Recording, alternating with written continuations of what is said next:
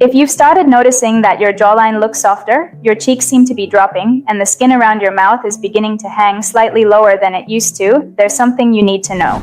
You probably don't have a bad skin problem, and you probably don't need another expensive tightening cream, because what we call sagging jowls is actually the result of several different changes happening at the same time. And if you treat the wrong one, you can spend hundreds of dollars without seeing much of a difference. But there is something you can do every day that takes about 10 minutes. The important part is understanding what those 10 minutes should actually contain, because it may not be the facial exercise you've seen online.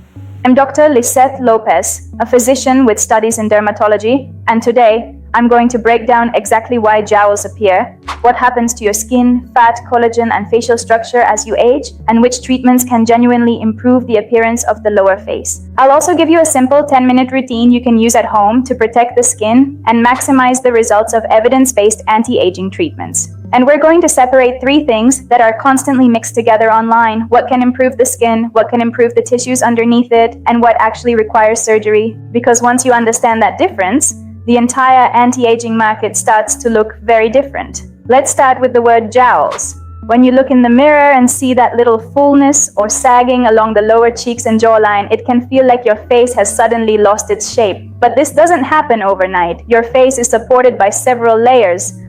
There's the skin. Underneath that is connective tissue. There are fat compartments, there are muscles. And deeper still, there are structures such as bone that provide the framework of your face. With age, all of these structures change. Collagen production declines, elastic fibers become less organized. The skin loses some of its ability to recoil. Facial fat doesn't simply disappear uniformly. Some compartments lose volume, while others may descend or become more prominent. And the underlying facial skeleton also changes with age. So the youthful oval shape of the face gradually becomes less defined. The cheek descends, the area around the mouth changes, and eventually the lower cheek can begin to sit over the edge of the jawline. That's what we're calling a jowl. And here's the first important distinction. A jowl is not simply loose skin. That one misunderstanding explains why so many treatments disappoint. Think about a bed sheet hanging over the edge of a mattress. If the mattress underneath changes shape, stretching the bed sheet isn't going to completely restore the original contour. Your face is obviously much more complicated than a mattress and a bed sheet. But the analogy helps. A cream works primarily at the level of the skin. It can hydrate, it can improve texture. Some active ingredients can influence collagen remodeling and improve the appearance of fine lines. But a topical cream cannot reposition descended facial fat. It cannot restore lost bone. And it cannot physically remove excess skin. This doesn't mean skincare is useless. Quite the opposite. It means we need to ask a better question. What part of the aging process can skincare actually influence? And once we answer that, the 10-minute routine becomes much more logical. Your first 2 minutes should be almost boring, and that's a good thing. Start with a gentle cleanser. You don't need to scrub your jawline until it feels squeaky clean. You don't need a facial brush.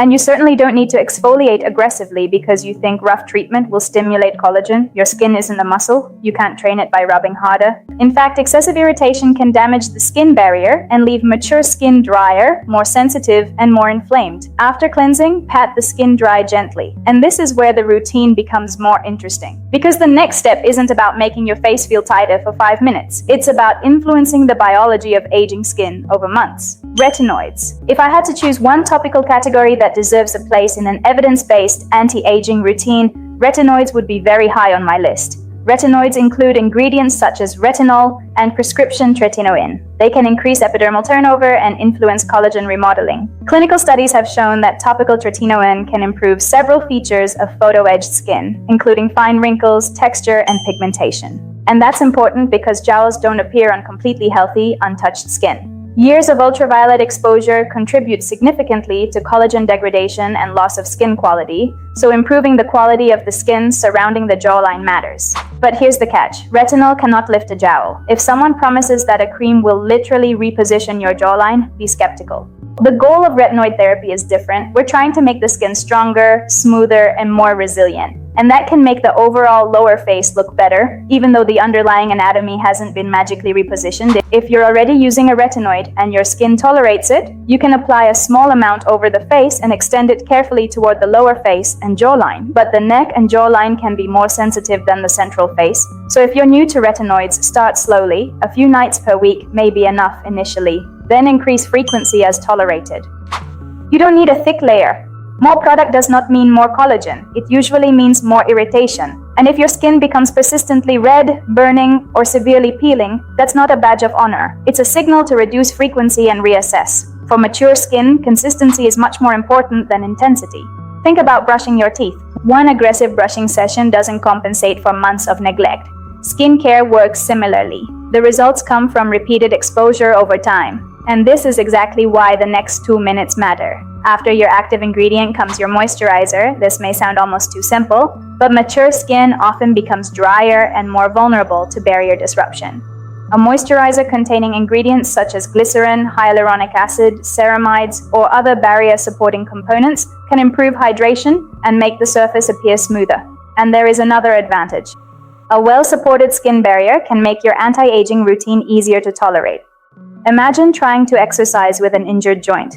You wouldn't keep adding weight and pretending the pain didn't matter. Your skincare routine works the same way. If the barrier is damaged, adding more and more actives isn't necessarily progress. Sometimes the smartest anti-aging decision is to simplify. And there is one product that matters even more than your nighttime moisturizer. You already know which one it is. Sunscreen. Every morning. And not just on your face. Your jawline, neck, and upper chest need protection too. Use a broad-spectrum sunscreen with at least SPF 30. Why? Because ultraviolet radiation accelerates collagen breakdown and contributes to premature skin aging. You can spend months improving your skin with retinoids and then expose that newly improved skin to ultraviolet radiation every day. That's like repairing a roof and then leaving a hole in it. And this is one of the reasons people sometimes say, I've been using all these anti-aging products, but I don't see much difference. The problem isn't always the product, sometimes it's what happens during the other 23 hours of the day. Now let's address the viral part. Facial exercises. You've probably seen people recommending 10 minutes of exaggerated facial movements every day. Pushing the lower jaw forward, making extreme expressions, holding the chin upward, massaging the jawline. The videos look convincing because you can actually feel the muscles working. But feeling a muscle contract doesn't prove that you are reversing structural facial aging. There is limited evidence that facial exercises can produce meaningful improvements in facial appearance, and the evidence is nowhere near strong enough to claim that they can eliminate established jowls. So I'm not going to tell you that 10 minutes of facial gymnastics will replace a facelift. It won't. But that doesn't mean your 10 minutes are wasted.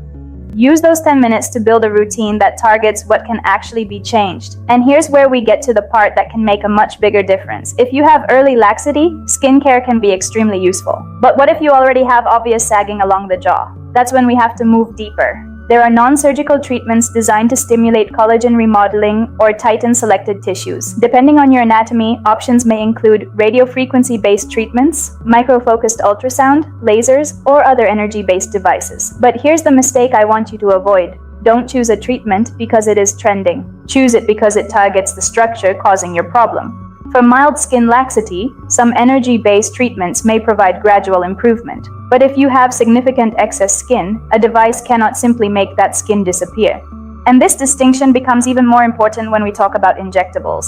One of the biggest misconceptions in facial rejuvenation is that every aging face needs more filler. Sometimes adding volume can improve facial proportions, but adding filler to an already heavy lower face can sometimes make the area look heavier rather than more defined.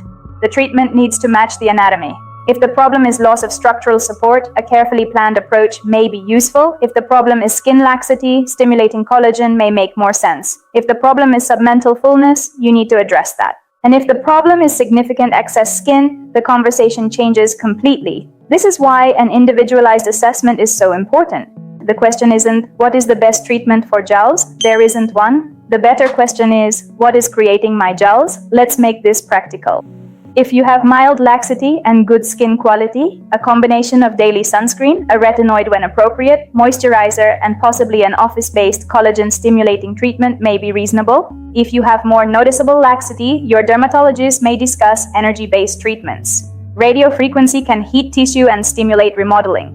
Micro-focused ultrasound works at deeper tissue planes. These treatments are not interchangeable, and results vary significantly depending on the device, treatment parameters, anatomy, and patient selection. Then there are injectable biostimulators. Certain injectable materials can stimulate collagen production and improve skin quality and laxity in appropriately selected patients. But again, these are medical procedures. The face contains blood vessels, nerves, muscles, and other structures. Technique matters, experience matters, and the person performing the treatment matters. Discounted treatment isn't necessarily a bargain if it isn't performed safely or appropriately. And now we arrive at the part that changes everything. If you have significant jowls, the solution may not be a better cream. It may not be a better device. It may not even be an injectable. Sometimes the most effective treatment for significant lower face laxity is still surgery.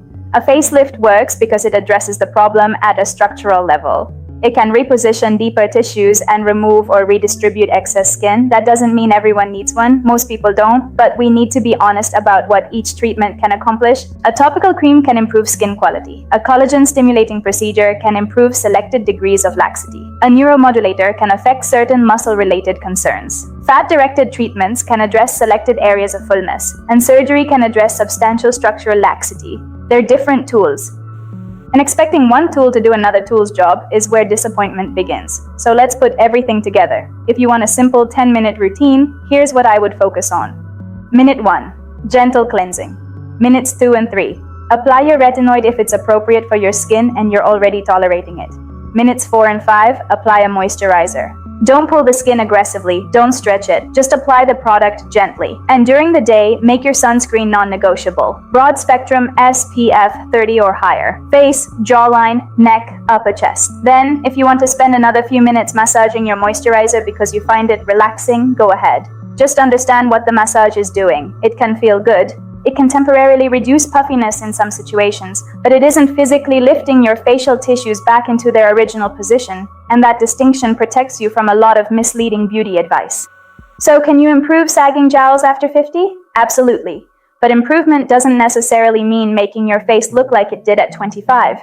The realistic goal is to preserve skin quality, reduce photo damage, improve texture, support collagen, and when appropriate, use professional treatments that target the deeper causes of laxity. And perhaps the most important lesson is this: don't treat your reflection, treat the anatomy behind it. If your main problem is dry, crepey skin, your strategy should look one way. If it's pigmentation and photoaging, it should look another. If it's mild laxity, another. And if it's significant excess skin, you may need a completely different conversation. That is how dermatology approaches aging, not by asking what's the newest product, but by asking what is actually happening beneath the surface. Once you answer that question, the treatment becomes much clearer. So if you're noticing your jawline changing, don't wait until you feel that you need to fix everything at once. Start with the fundamentals. Protect your skin, use evidence-based ingredients consistently, keep your barrier healthy. And if the laxity is progressing, get an individualized assessment rather than buying another product because someone promised you a natural facelift.